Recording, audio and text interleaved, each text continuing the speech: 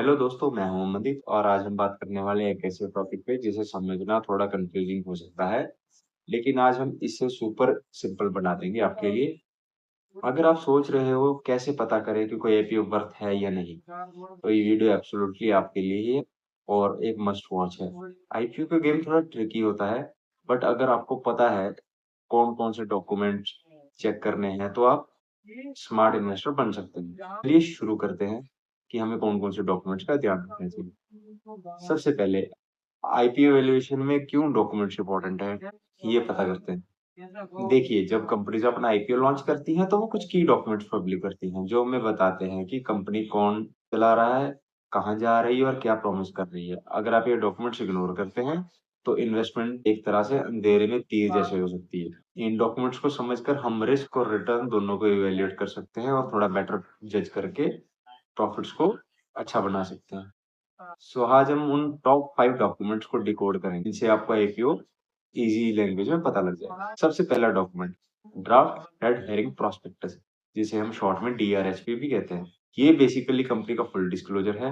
Business model, risk factors, use of funds, promoters background, financial statements etcetera.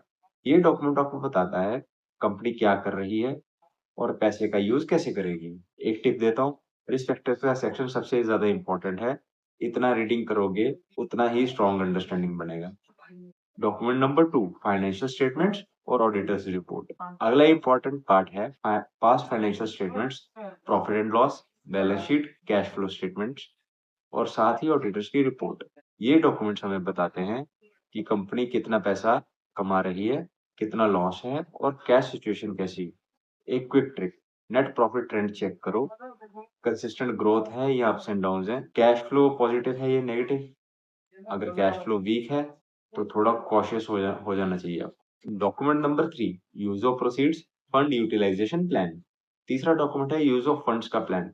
जब company IPO से पैसा raise करेगी, तो वो पैसा कहाँ जाएगा? Business expansion, debt payment, working capital या फिर अर्ली इन्वेस्टर्स का एग्जिट। इंपॉर्टेंट है समझना कि प्रमोटर्स ने कौन सा प्रॉमिस किया है। अगर फंड यूटिलाइजेशन वेग है या फिर जेनरिक स्टेटमेंट्स में है, तो थोड़ा अलार्म बेल बज सकता है, आपको कॉशियस हो जाना चाहिए। एग्जाम्पल, अगर कहा जाता है कि वर्किंग कैपिटल रिक्वायरमेंट्स मत कितना एग्जैक्टली वो क्लैरिटी होनी चाहिए। Document number 4 promoter management background and related party transactions. Promoter और मैनेजमेंट का background, who is running the show, क्या उनका ट्रैक रिकॉर्ड साफ है, क्या रिलेटेड पार्टी ट्रांजैक्शंस ट्रांसपेरेंट हैं। समटाइम्स प्रमोटर्स अपनी रिलेटेड कंपनीज के थ्रू फंड्स निकालते हैं या अनफेयर प्रैक्टिसेस फॉलो करते हैं। डीआरएचपी में ये सब इंफॉर्मेशन होती है।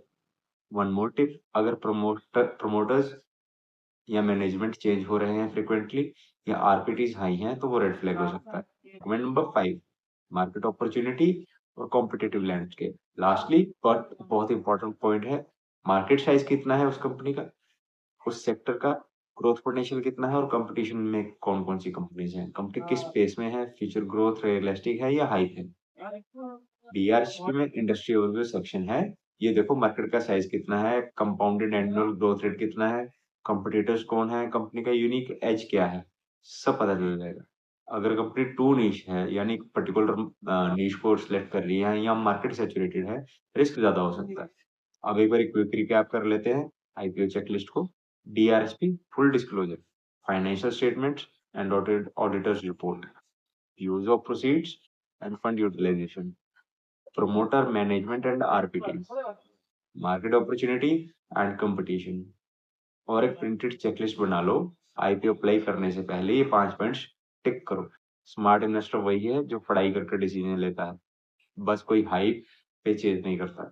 इन द एंड मेरे पर्सनल साइड्स और फाइनल थॉट्स कहना चाहूंगा, हमेशा स्केप्टिकल बट ओपन माइंडेड रहना चाहिए। आईपीओ जरूरी नहीं कि सुपर प्रॉफिटेबल हो, लेकिन अगर एनालिसिस स्ट्रांग हो, चांसेस काफी बेटर हो जाते हैं। लास्ट एक, आईपीओ अलॉटमेंट मिल जाए तो खुशी होती है, लेकिन उसके बाद स्टॉक रेगुलर मॉनिटर करो, क्योंकि अगर आफ्टर मार्केट में कंडीशंस बदल सकती है।